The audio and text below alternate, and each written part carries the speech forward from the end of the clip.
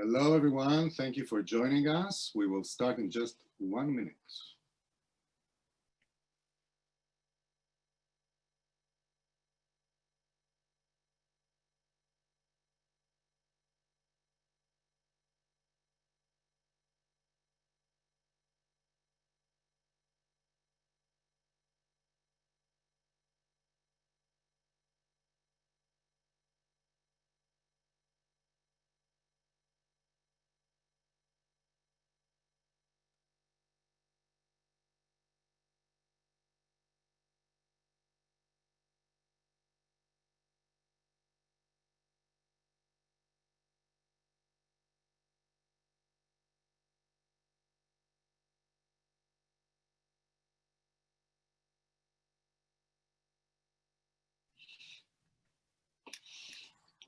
Okay, we're ready to start.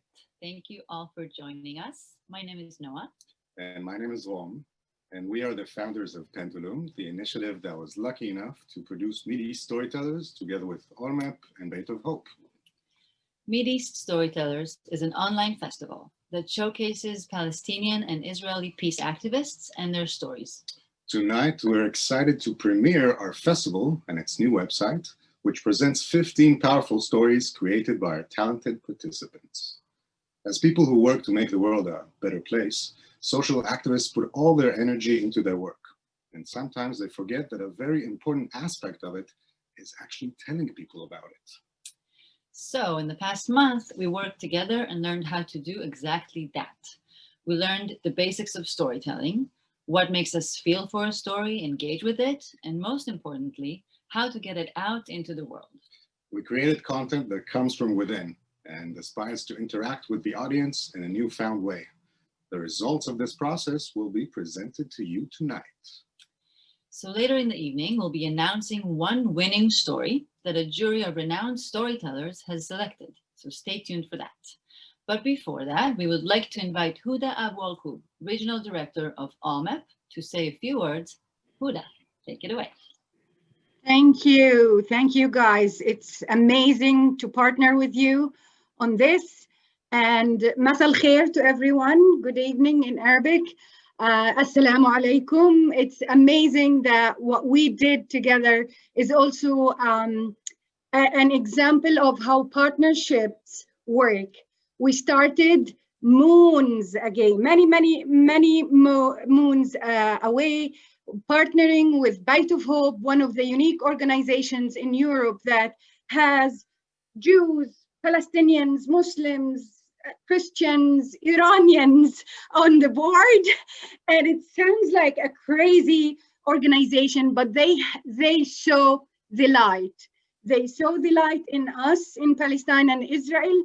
They were brave enough to go into the light and be the light with us. And this is a quote that I am taking from Amanda Gorman, amazing poem yesterday in the inauguration. Then our Wasim, an amazing program manager who managed to spot a light on Pendulum and bring those talented two young Israelis to the fold, to come together to speak with Palestinians and Israelis who normally wouldn't feel strong enough to tell their story as theirs in their first account. Both Noah and Ram did amazing job with the Palestinians and the Israelis, getting them to feel that they own their story. They can step into the light and they can show that to everyone. OLMIP is more than honored to use that as a form of conflict transformation. Art is one way to get the best out of the people, to get them to step into the light, to be brave enough to be the light itself.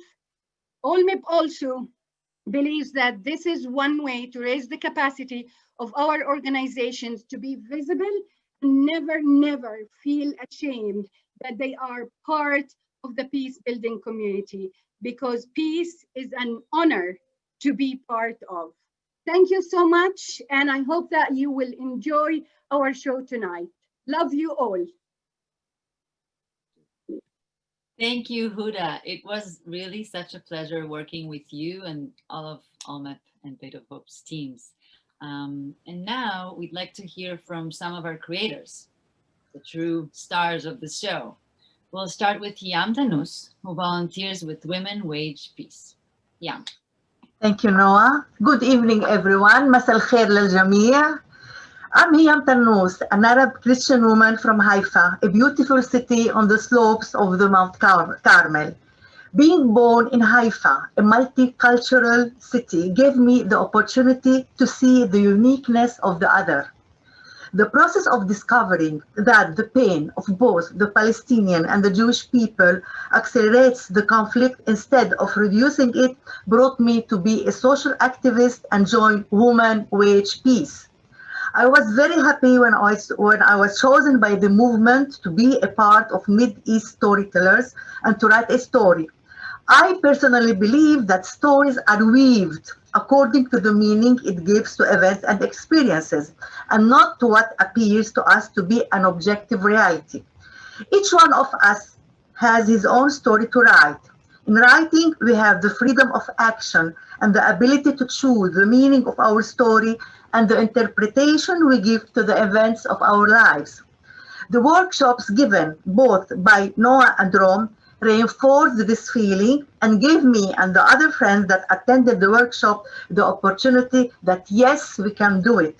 Their empathetic approach and understanding to teach us how to gain tools, new perspectives of life, and to empower our feelings that we can spread our beliefs, that we can change the world.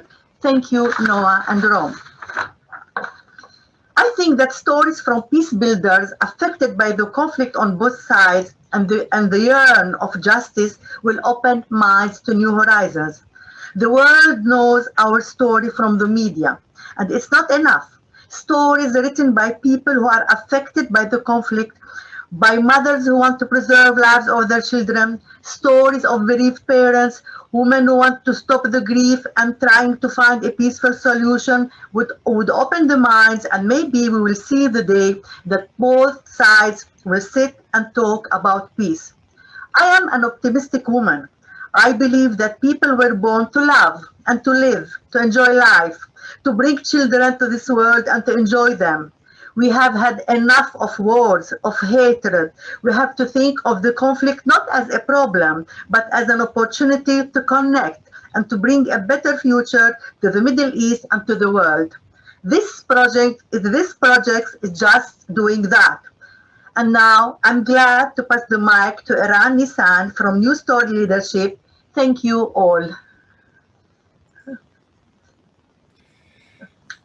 Thank you very much, Hiam, and thank you everyone for giving us the opportunity to tell you our stories. My name is Eran Nissan, and I am an Israeli peace activist. I see myself as a generational peace activist. I believe that a conflict that we pass on to our children is a conflict we lost, and that it is my generation's responsibility not to pass this conflict to our children like it was passed to us by our parents. We are a generation that was born during the first Intifada, grew up during the second Intifada, and experienced 3 wars in Gaza in less than a decade. The conflict is the soundtrack of our generation. It is a big part of the story of our generation, and I think it is time that we write a new story. I want to tell you a short story that was told to me about the conflict, or to put it more accurately, the story I wasn't told. And this story will hopefully shed light on the important contribution of programs like Mid-East Storytellers in promoting a better reality in our region.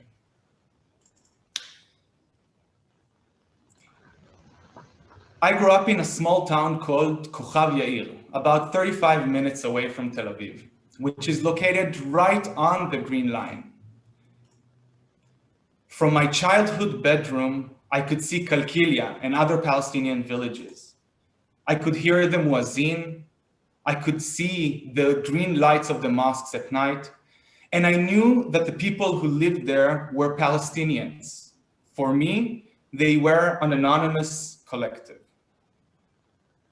When I was 8 or 9 years old, they taught us in geography class how to draw the borders of the state of Israel, or the borders of Israel. So what do? You start with the Bay of Haifa, where Hiam lives, and you go along down the shore, and then to Elat, and then up to the Dead Sea, to the Sea of Galilee. You take the Golan Heights, and you close the shape. No Palestine, no Palestinians, no occupation, nothing. Now, before the Second Intifada, Israelis used to go to Palestinian cities to shop. But after Israel built the separation wall, or the security wall, or the apartheid wall, you can call it as you wish, it's all part of your story, we stopped meeting Palestinians. So again, they remained an anonymous collective. For Palestinians' kids, the only Israelis they meet are soldiers and settlers. And usually this is not the circumstances where trust and empathy and love and understanding can grow. When we don't meet, there is a vacuum of stories. And this vacuum is being filled by politicians and the media and the education system. So we start demonizing and dehumanizing the other side. We are taught to block empathy. We are being desensitized to the other side's suffering and pain. And most important of all, we don't get to hear the other side's story. It was only after my military service, as part of my political activism, when I started meeting Palestinians as equals, as partners, as colleagues, and as friends. The first time I met a Palestinian like this was in London. His name was Obada, and it was part of an organization called Solutions Not Sides. This is my passport and Obada's passport, and this is us giving workshops about our personal stories in Bradford in the UK. Obada shattered my anonymous collective story about the Palestinians and instead filled that vacuum of stories with his childhood memories of old women sitting in the balcony smoking shisha and with mouth-watering description of Nablusi and Knafe. Since then, I made more and more Palestinian friends, and it is no longer possible for me to think about the Palestinians as an anonymous collective. Because every time I hear the word Palestinians, I think about the names and the faces and the stories. Projects like EAST Storytellers, and especially this workshop, gave us the opportunity and the tools to share our stories more effectively and to use technology in order to rehumanize and resensitize ourselves and the people around us. When we form meaningful binational relationships, we become ambassadors of stories at our family dinner tables where we discuss politics, in our workplace, with our friends. We become agents of change. Through programs like these, we promote not only an end to the occupation and violence, but to reconciliation, the true end of conflicts. Thank you. Oh my Lord, that was amazing. Thank you so much, Eran, and thank you, Rian. It's wonderful to see both your faces. So, apart from creating together and practicing new storytelling skills, we wanted our creators to get some feedback from real pros. So we were so grateful to have 4 inspiring people to form a judging committee, which reviewed all of the stories and gave feedback to each participant so that they can learn from the best. We would like to give a big thank you to Itai, Ibtisam, Dan, and Sanam, whose bios you can see in the chat in a second. The jury has picked one winning story, which for them felt the most engaging and unique. Although we must say all 15 stories in our festival are amazing. The winner will receive a prize, which will help them continue their storytelling journey, $500 and a branding package from Taylor Brands platform. So let's hear what the judges thought about their stories from Sanam. Sanam, the stage is all yours.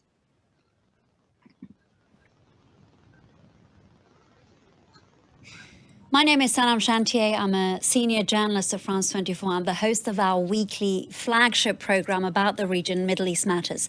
Now, on the sidelines of my job here, I do try to work with different organizations that are linked with causes that are important to me, and those that are very close to my heart. Now, one of them is the subject of diplomacy, fostering dialogue between two sides that are at conflict. That's why it was an absolute honor and a pleasure for me to be a jury member for this extraordinary festival put together by Pendulum, OLMEP and B8 of Hope. Now, the reason that I think projects like this are meaningful is because bottom-up strategies for peace building have proven to be very effective, especially those that are headed by civil society, because what Mideast Storytellers does is A, it shines light on the tireless work that these Palestinian and Israeli activists are doing.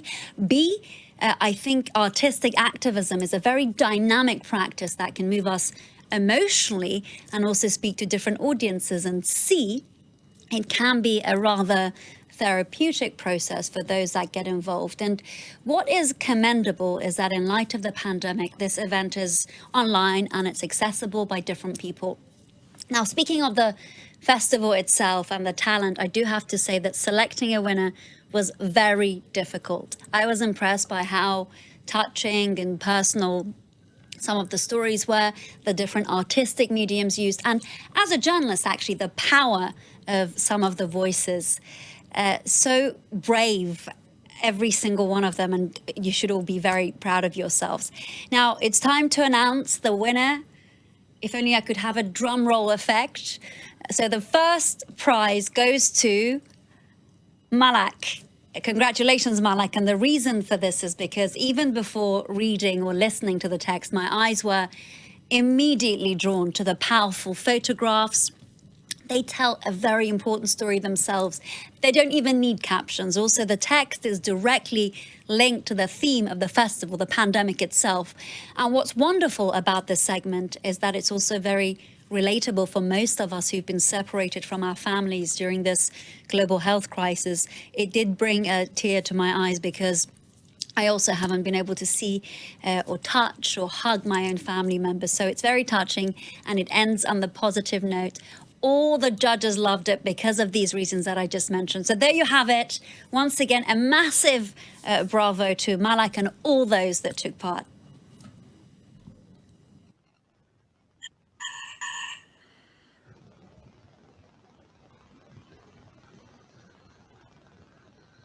Oh, all right. Oh my goodness, thank you so much. This is just amazing. First of all, I'm so happy that the message that I was trying to portray through this work was communicated. And this story is about my grandma, and yes, I haven't been able to see her or hug her for about a year now. And I think that this time, and especially this workshop, has allowed me to reflect on my relationship with my family, myself even.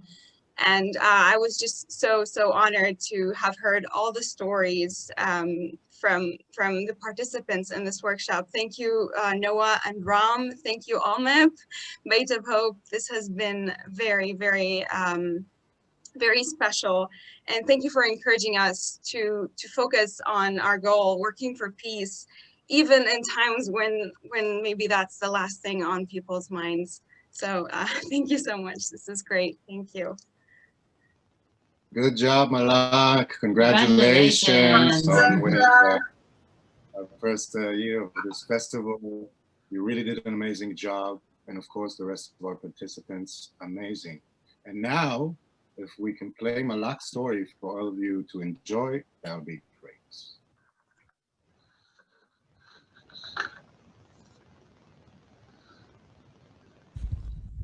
It has been long since I brushed Sally's soft hair. Sally, my grandmother, is in an old people's home, and during the pandemic, I've been able to visit her from behind the window glass. The glass was our barrier, but one that made me focus on her facial expressions and hand gestures more when it's difficult to hear. Stare longer into her eyes and let them communicate with mine comfortably when there's silence. And instead of touch, I can now sense her presence. It reminds me of how species' senses are able to develop after one of them is lost. So what if when I'm able to brush her hair again, it will be a new experience, a finer one.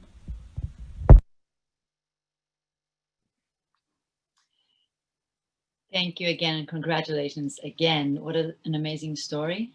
And now we would like to hear from the chair and co-founder of another partner of this project, Mara Rimmer, co-founder and chair of Bait of Hope. Hello, everyone, and what an honor to be partner with Pendulum and Allmap. And Malak, congratulations to you, and actually congratulations to all of the participants, because I personally participated as a co-sponsor of this project just for me to learn and to live the experience. And I must say, I was touched by all the stories. And our purpose as Bait of Hope in sponsoring this workshop was to give new tools to our dear peace builders to learn a new form of storytelling, because this is so important for peace builders and peace activists to be able to tell their stories and to inspire people. Us in Geneva, we're tiny little organizations co-founded by 3 Jews, including 1 Israeli, 3 Arabs, an Indian, and myself, an Iranian. And it's not the beginning of a joke, it's very serious. We help people, we help peace building initiatives from the Israeli and Palestinian civil societies by giving them visibility, funds for their projects, capacity building opportunities, and we also encourage synergies between them for a bigger impact. And what we're going to do with this amazing collection of stories, we hope that as soon as the COVID restrictions allow it in Geneva, we're going to print the pictures and make an actual exhibit, and maybe invite some of the authors to come here, because we have an educational role also in Geneva. We're in touch with many schools, many universities, we do presentations, we encourage the civil society in Geneva to be involved in to be involved in helping civils of regions in conflict. So help from our civil society to other civil societies. And we hope to have you all in Geneva, inshallah, soon. Thank you.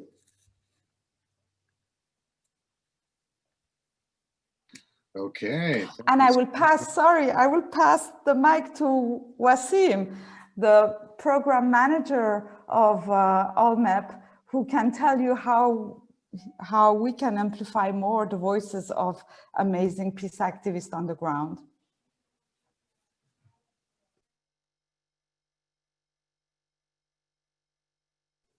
Thank you, Mara. Well, I'm glad to be here today. First of all, I think this is an amazing opportunity for the peace building community to get together and talk about this project. When it first started, it was a collective idea about how can we amplify the voices of the peace building community, and then to focus on bringing this community together so we don't feel isolated and we don't feel like outcasts. I feel all the years that we work together in this field, we've always felt like we're outcasts and we're outsiders to our communities. But creating a project that focuses mainly about the stories of the people who live here was very important and dear to my heart personally. And then when I found people from Allmap and outside Allmap who actually appreciate this vision, together we put this idea about the storytelling project, where we have this website that has all the information, all these beautiful stories from Palestine and Israel and all over the world, people who believe that Palestinians and Israelis should live together next to each other in peace. I think that's an amazing opportunity for us to just leave aside a lot of the things that have been happening lately and focus more about the human aspect of storytelling, the powerfulness of the narrative and what it means for us Palestinians and Israelis in general. This is a celebration of the lives of Palestinians and Israeli peace activists. We hope soon that we'll have hundreds of stories on the website. You could visit the website. It's live right now at stories.allmap.org. We'll write that in chat for you. You could see it in the back end right now, right next to me. It's quite interactive, to be honest. It has some of the stories from the first cohort of the project. Some of it are mine, some of it are some internationals, some people from the field. A lot of information about how can you see it, how could you listen to it, how could you experience it differently, and hopefully we could, sort of evolve this experience next year with the next cohort. So we're planning to do this next year. Hopefully, we're planning to do a next cohort, and we hope that you are with us on this journey. And that's it. I don't think I could think of anything that's been more meaningful and more impactful in my life in the last few years than introducing a project where people will feel genuinely proud to say that I'm a peace activist, and also not afraid to say the word peace in general. I don't think that there's anything to be ashamed of. So thank you very much for joining us today. It was a great honor to be your producer / host / speaker, and for all the beautiful people who joined us today from ALMEB, our great partners at Bite of Hope, our newly found partnerships with Pendulum. Thank you so much. Have a great evening. Thank you so much, Wasim. Wow, you got my heart all racing. And thank you, dear audience, for joining us here tonight. Like Wasim has mentioned, the site is now live. You can click and view all the stories. A big thank you to everyone that was involved, and hopefully see you all soon in real life. Amen. Thank you. Have a great Bye. evening. Bye. Ciao, everyone.